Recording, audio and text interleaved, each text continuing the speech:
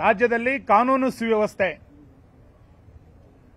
ಬಹಳ ದೊಡ್ಡ ಪ್ರಮಾಣದಲ್ಲಿ ಹದಗೆಟ್ಟಿರುವಂತದ್ದು. ಪೊಲೀಸರ ಬಗ್ಗೆನೇ ಭಯ ಇಲ್ಲದಂತ ಒಂದು ವಾತಾವರಣ ರಾಜ್ಯದಲ್ಲಿ ಈ ಸರ್ಕಾರ ಬಂದ ನಂತರ ನಿರ್ಮಾಣ ಆಗಿದೆ. ಕೊಲೆ, ಸುಲಿಗೆ, ರೇಪುಗಳು ದಿನನಿತ್ಯ ಜಾಸ್ತಿ ಆಗ್ತಾ ಇದೆ. ನಿನ್ನೆ ಉಡುಪಿ ಜಿಲ್ಲೆಯ ಕಾರ್ಕಳದಲ್ಲಿ ಅಮಲು ಪದಾರ್ಥವನ್ನ, ಡ್ರಗ್ಸ್ ಅನ್ನ ಕೊಟ್ಟು ಯುವತಿಯ ಮೇಲೆ ಅತ್ಯಾಚಾರವನ್ನ ಮಾಡಿರುವಂತ ಪ್ರಕರಣ ಅತ್ಯಂತ ಖಂಡನೀಯವಾದಂತ ಪೈಶಾಚಿಕವಾದಂತ ಕೃತ್ಯ ಇದು. ಆ ಯುವಕರ ಕೈಗೆ ಡ್ರಗ್ಸ್ ಹೇಗೆ ತಲುಪಿದೆ, ಆ ಯುವಕರ ಕೈಗೆ ಅಮಲು ಪದಾರ್ಥಗಳು ಹೇಗೆ ತಲುಪ್ತು, ಇದರ ಹಿಂದೆ ಯಾವ ಕೈವಾಡಗಳಿದೆ,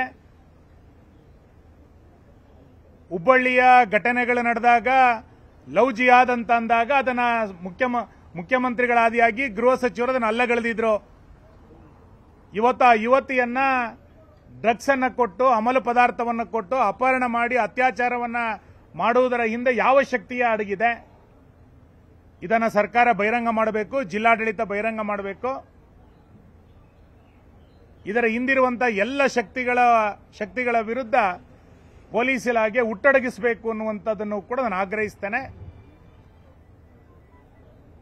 ಡ್ರಗ್ ಮಾಫಿಯಾಗಳು ಬೆಳೀತಾ ಇರುವಂತಹ ಈ ಸಂದರ್ಭದಲ್ಲಿ, ಜಿಹಾದಿ ಮಾನಸಿಕತೆಗಳು ವಿಸ್ತರಗೊಳ್ತಾ ಇರುವಂತಹ ಸಂದರ್ಭದಲ್ಲಿ ರಾಜಕೀಯ ಮೇಲಾಟವನ್ನು ಬಿಟ್ಟು ಹೆಣ್ಣು ಮಕ್ಕಳ ರಕ್ಷಣೆಗೆ ಸರ್ಕಾರ ಮುಂದಾಗಬೇಕು ಅನ್ನೋದನ್ನು ನಾನು ಆಗ್ರಹಿಸ್ತೇನೆ. ಆ ಸಂತ್ರಸ್ತೆಗೆ ಹೆಚ್ಚಿನ ಚಿಕಿತ್ಸೆಯನ್ನು ಸರ್ಕಾರದ ವೆಚ್ಚದಲ್ಲಿ ಭರಿಸಬೇಕು, ಆಕೆಗೆ ಧೈರ್ಯವನ್ನು ಕೊಡಬೇಕು, ಆ ಕುಟುಂಬಕ್ಕೆ ಭದ್ರತೆಯನ್ನು ಕೊಡಬೇಕು ಅಂತೇಳಿ ನಾನು ಆಗ್ರಹಿಸ್ತೇನೆ. ರಾಜ್ಯದಲ್ಲಿ ಕಾನೂನು ಸುವ್ಯವಸ್ಥೆ ಬಹಳ ದೊಡ್ಡ ಪ್ರಮಾಣದಲ್ಲಿ ಹದಗೆಟ್ಟಿರುವಂತದ್ದು. ಪೊಲೀಸರ ಬಗ್ಗೆನೇ ಭಯ ಇಲ್ಲದಂತ ಒಂದು ವಾತಾವರಣ ರಾಜ್ಯದಲ್ಲಿ ಈ ಸರ್ಕಾರ ಬಂದ ನಂತರ ನಿರ್ಮಾಣ ಆಗಿದೆ.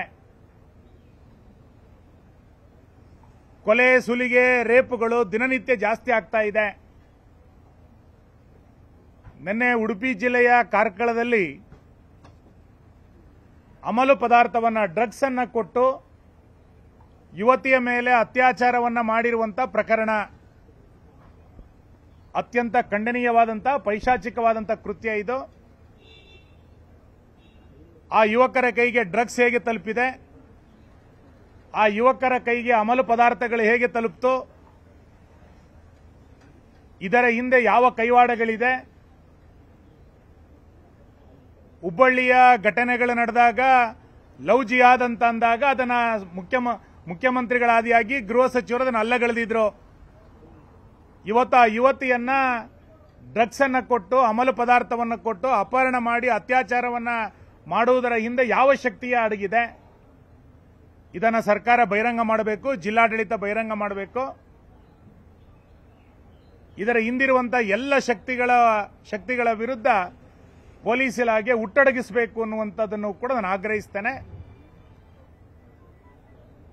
ಡ್ರಗ್ ಮಾಫಿಯಾಗಳು ಬೆಳೀತಾ ಇರುವಂತಹ ಈ ಸಂದರ್ಭದಲ್ಲಿ, ಜಿಹಾದಿ ಮಾನಸಿಕತೆಗಳು ವಿಸ್ತರಗೊಳ್ತಾ ಇರುವಂತಹ ಸಂದರ್ಭದಲ್ಲಿ ರಾಜಕೀಯ ಮೇಲಾಟವನ್ನು ಬಿಟ್ಟು ಹೆಣ್ಣು ಮಕ್ಕಳ ರಕ್ಷಣೆಗೆ ಸರ್ಕಾರ ಮುಂದಾಗಬೇಕು ಅನ್ನೋದನ್ನು ನಾನು ಆಗ್ರಹಿಸ್ತೇನೆ.